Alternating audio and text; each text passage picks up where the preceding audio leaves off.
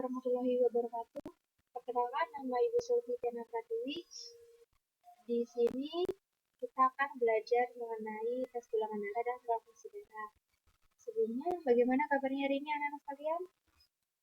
Semoga kita tetap sehat selalu dan tetap jaga kesehatan supaya kita bisa semangat dalam belajar. Ada yang sudah pernah melakukan golongan darah? Bagaimana hasilnya? Ada yang dapat golongan darah A, ada yang dapat golongan darah B, AB maupun O. Sesuai dengan KD-nya, yaitu menganalisis hubungan antara struktur jaringan penyusun organ pada sistem sirkulasi dan mengaitkannya dengan bioprosesnya, sehingga dapat menjelaskan mekanisme peredaran darah serta gangguan fungsi yang mungkin terjadi pada sistem sirkulasi manusia melalui studi literatur, pengamatan, percobaan, dan simulasi. Untuk tujuannya yaitu menjelaskan uji golongan darah secara tepat dan menjelaskan transfusi darah secara benar. Golongan darah sendiri memiliki pengertian yaitu pengklasifikasian dari suatu kelompok berdasarkan ada atau tidak adanya zat antigen warisan pada membran sel darah merah. Golongan darah manusia pada umumnya merupakan hereditas dari alel ganda. Berdasarkan golongan darah dapat dibedakan menjadi dua, yaitu golongan darah sistem ABO dan golongan darah sistem rhesus. Untuk golongan darah sistem ABO, menurut Dr. Landsteiner, terdiri dari 4 golongan, yaitu golongan A, golongan B, golongan AB, dan golongan O.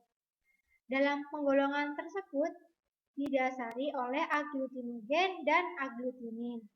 Ada yang tahu apa itu agglutinogen dan agglutinin? Oke, agglutinogen atau biasa disebut dengan antigen merupakan senyawa yang ditemukan di sel eritrosit. Nah, agglutinogen dikenal dengan agglutinogen A, agglutinogen B, agglutinogen AB, dan tidak beraglutinogen pada sel darahnya. Sedangkan untuk agglutinin atau biasa disebut dengan antibodi merupakan senyawa yang ditemukan di plasma darah. Antibodi sendiri terdapat alfa, beta, dan tanpa agglutinin pada plasmanya. Oke, selanjutnya golongan darah sistem ABO pada tabel. Di sini pada tabel biru ini terdapat golongan darah, agglutinogen, dan agglutinin. Di atas ini merupakan golongan darah dari A, B, AB, dan O. Untuk agglutinogennya terdiri dari agglutinogen A, B, AB. Untuk agglutinin terdapat beta, alfa, beta. Nah, yang terdapat ini merupakan tidak mengandungnya agglutinogen maupun agglutinin. Nah, untuk yang pertama, golongan darah A, terdapat agglutinogen A dan agglutinin beta. Untuk golongan darah B, terdapat agglutinogen B dan menghasilkan agglutinin dari alfa. Sedangkan golongan darah AB hanya terdapat agglutinogen terdapat agglutinogen A dan B. Untuk O, golongan darah O sendiri hanya menghasilkan agglutinin dari alfa dan beta. Untuk memudahkan dalam mengingat, ini terdapat konsep yaitu A log beta, B log alfa. Maksudnya ketika agglutinogennya ini alfa, maksud saya ketika agglutinogen A di sini harus bertemu dengan agglutinin beta. Sedangkan golongan darah, maksud saya agglutinogennya ini B, maka bertemu dengan aglutinin dari alfa. Mengapa hal ini bisa terjadi? Karena kalau misalkan A bertemu dengan alfa dan B bertemu dengan beta, ini akan terjadi yang namanya aglutinasi atau terjadi penggumpalan darah. Nah, untuk memahami konsep, kita perlu ketahui bahwa yang digumpalkan itu adalah aglutinogen pada sel darahnya oleh aglutinin yang ada di plasma, bukan aglutinogen menggumpalkan aglutinin. Atau bisa disimpulkan dengan plasma darah menghancurkan sel darah yang berupa padatan penggumpalan hanya terjadi jika tidak sesuai. Jadi ketika tidak ada kesesuaian antara aglutinogen dan aglutinin, akan terjadi penggumpalan. Untuk selanjutnya yaitu golongan darah sistem resus. Penggolongan darah resus dikenalkan oleh Dr. Landsteiner.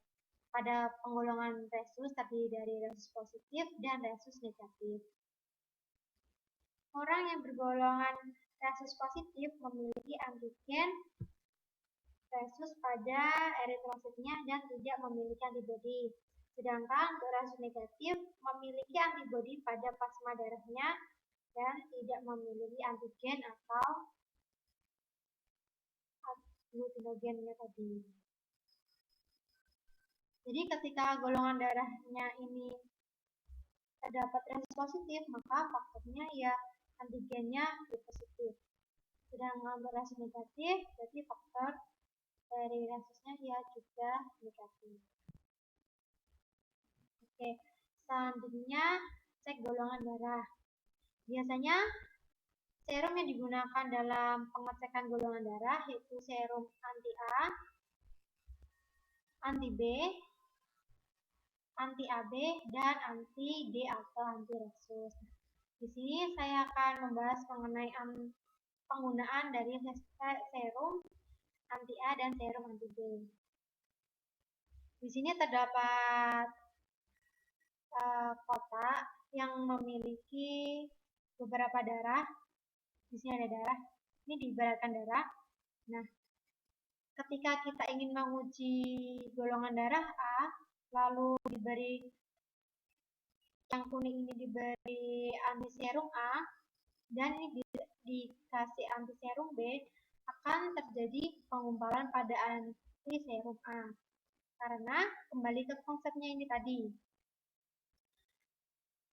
aglutinogen A harus bertemu dengan aglutinin beta. Jadi antiserum A ini merupakan aglutinin dari alfa. Jadi ketika dikasihkan pada golongan A, otomatis terjadi penggumpalan karena tidak ada kecocokan dari aglutinogen dan aglutininnya.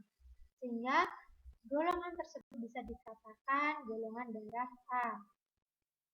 Nah, untuk golongan darah B sendiri, ketika dikasih anti-A dan dikasih anti-B, yang terjadi penggumpalan yaitu anti-B. Nah, untuk golongan darah AB terjadi penggumpalan pada anti-A dan anti-B karena tidak ada kesesuaian antara anti-aglutinogen dan aglutininnya. Nah, sedangkan O tidak terjadi penggumpalan.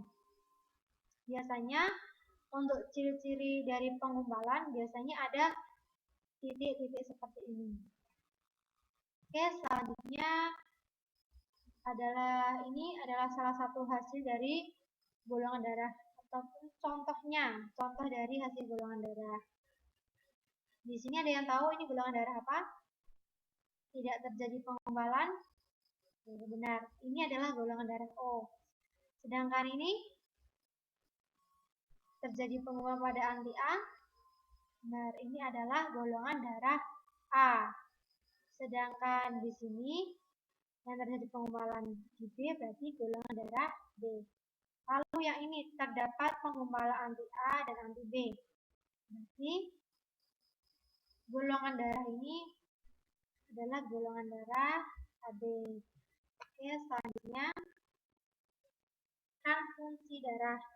Transfusi darah merupakan proses mentransfer darah dari seorang ke sistem peredaran darah orang lain.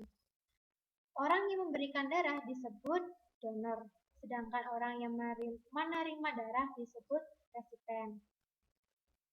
Dalam transfusi darah, hal yang perlu diperhatikan yaitu jenis anti-agglutinogen di dalam eritrosit dan resistennya harus diperhatikan pada macam agglutinin di plasma. Oke, selanjutnya ini adalah skema kecocokan golongan darah. Di sini ada golongan darah A, golongan darah O, golongan darah B, dan golongan darah AB. Golongan darah A memiliki antigen dari A dan menghasilkan agglutinin berupa AB. Sehingga golongan darah A hanya dapat menerima dari golongan darah A dan golongan darah O, ataupun golongan darah A atau golongan darah O. Sedangkan untuk golongan darah B di sini hanya menerima dari golongan darah B dan golongan darah O. Sedangkan pada golongan darah O ini hanya bisa menerima pendonor dari golongan darah O. Namun, golongan darah O sendiri bisa mendonorkan untuk golongan darah A, golongan darah AB, dan golongan darah B, sehingga biasa disebut dengan donor universal. Sedangkan untuk golongan darah AB ini menerima pendonor dari golongan darah A, golongan darah O, dan golongan darah B, sehingga biasa disebut dengan resispen universal. Apa yang terjadi ketika golongan darah itu antara pendonor dan resispennya tidak sama atau tidak cocok, itu akan terjadi agglutinasi atau penggumpalan. Misalnya ketika agglutinogen A bertemu dengan agglutinin alfa dan agglutinogen B bertemu dengan agglutinin beta. Akibatnya, pembuluh darah akan tersumbat dan terjadi hemolisis yang akan melepaskan hemoglobin ke aliran darah. Hemoglobin yang terbawa ke ginjal akan mengendap dan menutup tubulus akibat ginjal menutup tubulus pada ginjal sehingga ginjal tidak akan berfungsi. Sekian dari materi yang Ibu dapat sampaikan, kurang lebihnya Ibu mohon maaf. Sampai jumpa di materi selanjutnya. Tetap jaga kesehatan dan patuhi protokol kesehatan. Sekian, wassalamualaikum warahmatullahi wabarakatuh.